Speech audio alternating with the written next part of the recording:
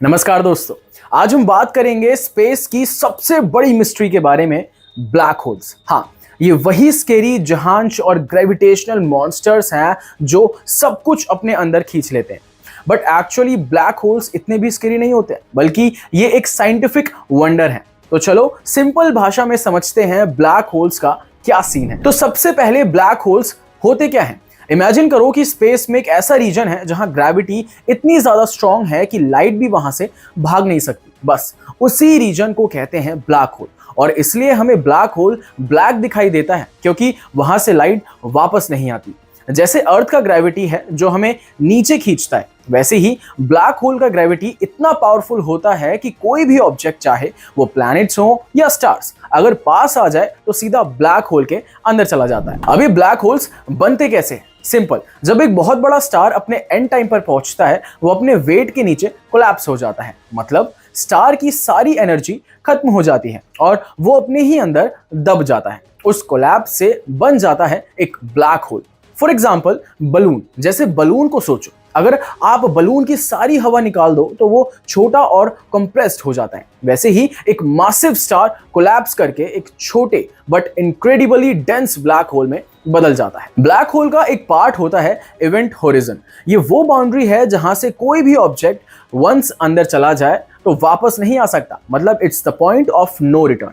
इसके अंदर गए तो बाय बाय। इमेजिन करो कि एक वाटरफॉल के बिल्कुल ही किनारे पर हो और अगर आपने वहां से जंप किया तो नीचे जाके गिरना तय है। इवेंट होरिजन कुछ ऐसा ही होता है, उसके पार कुछ भी सेफ नहीं है। अब ब्लैक होल के बिल्कुल बीच में होता है सिंगुलैरिटी। यहां पर सारा मैटर एक पॉइंट पर कंप्रेस हो जाता है इनफिनाइट डेंसिटी के साथ। मतलब यूनिवर्स के सारे लॉज, ग्रेविटी, टाइम, सब कुछ यहां ब्रेक डाउन हो जाता है। सिंगुलैरिटी को समझना अब तक साइंटिस्ट के लिए भी एक मिस्ट्री बना हुआ है। फॉर एग्जाम्पल, जैसे हम एक थ्रेड को घुमाते हैं और वो टाइटली एक पॉइंट पर बंध जाता है, वैसे ही सिंगुलैरिटी के अंदर हर चीज एक छोटे से पॉइंट पर बंद हो जाती है, लेकिन ये पॉइंट इनफिनाइट डेंस होता है। ब्लैक होल के पास जाने से एक बहुत इंटरेस्टिंग चीज होती है जिसे कहते हैं स्पेगेटिफिकेशन। मतलब अगर आप ब्लैक होल के करीब गए तो आपका बॉडी एक तरफ से खिंचना शुरू होगा और आप लंबे और पतले हो जाओगे, जस्ट लाइक स्पेगेटी।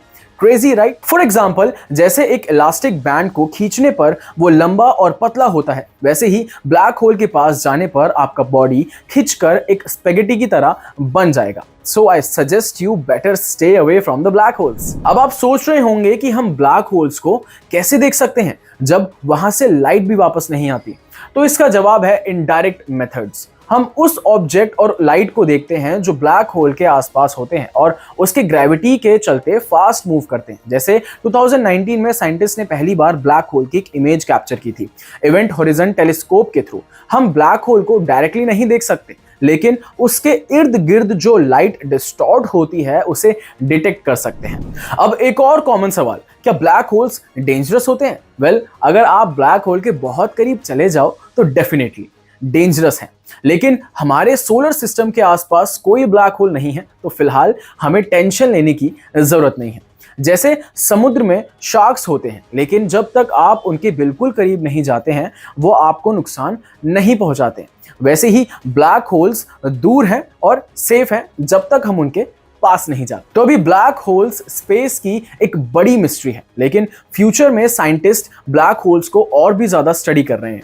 शायद एक दिन हम समझ पाएंगे कि सिंगुलैरिटी का असली राज है क्या और क्या ये हमें टाइम ट्रेवल का रास्ता दिखा सकते हैं। तो ये थी स्टोरी ब्लैक होल्स की, स्पेस के सबसे बड़े राज जो हमें यूनिवर्स के डीप सीक्रेट्स बताते हैं। अगर आपको स्पेस और साइंस से रिलेटेड और इंटरेस्टिंग फैक्ट्स चाहिए तो हमारे चैनल को सब्सक्राइब करो और अपने दोस्तों के साथ ये नॉलेज शेयर करना मत भूलना। मिलते हैं अगली वीडियो में। Till then stay tuned.